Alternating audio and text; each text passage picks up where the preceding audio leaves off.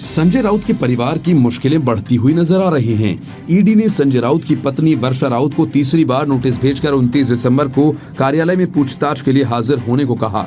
समन मिलने के बाद से ही एनसीपी के सारे बड़े नेता राउत के बचाव में उतर आए, लेकिन दिलचस्प बात यह कि सरकार की सहयोगी कांग्रेस का कोई नेता राउत के बचाव में सामने नहीं आया। और इसके पहले शिवसेना के नेता प्रताप सरनाईक के घर पर भी एनफोर्समेंट डायरेक्टरेट की टीम ने छापेमारी की थी और सरनाईक और उनके परिवार से मनी लॉन्ड्रिंग के शक में पूछताछ की जा रही है।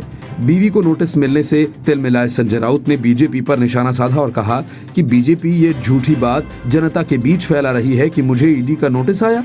मैं बता देना चाहता हूं कि ईडी का मुझे कोई नोटिस नहीं आया। राउत ने कहा कि मैंने अपने एक आदमी को बीजेपी के दफ्तर पर वह नोटिस ढूंढने के लिए भेजा है। यह सब बीजेपी का ड्रामा है। बीते कुछ महीनों से शिवसेना और केंद्र सरकार के बीच काफी तल्खियां रही हैं। सुशांत सिंह राजपूत से लेकर कंगना रनौत का मुद्दा हो या फिर बॉलीवुड ड्रग्स एंगल का। इसके बाद विधायक प्रताप सरनाईक को ईडी का नोटिस और कांजूर मार्ग मेट्रो कार शेड मुद्दे को लेकर शिवसेना नेता संजय राउत काफी मुखर और बीजेपी पर हमलावर रहे। पत्नी को ईडी का समन मिलने के बाद संजय राउत ने किसी का नाम न लेते हुए ट्वीट कर एक गाने की 2 लाइनें लिखते हुए निशाना साधा। उन्होंने लिखा, आ देखें जरा किसमें कितना है दम, जम कर रखना कदम मेरे साथिया। राउत की बीवी को ईडी पहले भी 2 बार समन भेज चुकी है, लेकिन सेहत का बहाना बनाकर वो ईडी के सामने पेश नहीं हुई। महाराष्ट्र के गृह मंत्री अनिल देशमुख ने ईडी द्वारा नोटिस भेजे जाने के बाद बयान देते हुए कहा कि जो भी कोई बीजेपी के खिलाफ बोलता है उसके पीछे सीबीआई और ईडी लगा दी जाती है। हमने सीबीआई के खिलाफ राज्य में रोक लगा दी है। वह बिना इजाजत यहाँ जांच नहीं कर सकते। ईडी के जरिए इतनी गंदी राजनीति मैंने पहले कभी नहीं देखी। एनसीपी के नेता प्रफुल्ल पटेल ने यह भी कहा कि नोटिस से ही सब कुछ नहीं होगा। अगर कुछ गलत नहीं किया है तो सच्चाई सामने आ जाएगी। ये बात सही है कि आजकल ईडी के नोटिस काफी ज्यादा लोगों को भेजे जाने शुरू किए गए हैं, लेकिन ये भी एक जांच की प्रक्रिया है। अगर कुछ गलत नहीं है तो ईडी भी कुछ नहीं कर सकती।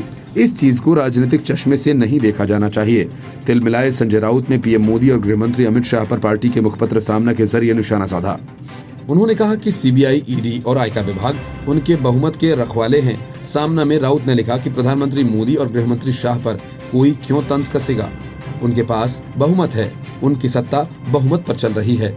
जब तक सीबीआई, ईडी और आयकर विभाग उनके बहुमत के रखवाले हैं तब तक उन्हें चिंता करने की आवश्यकता नहीं। इसलिए तंज की चिंता क्यों करते हो?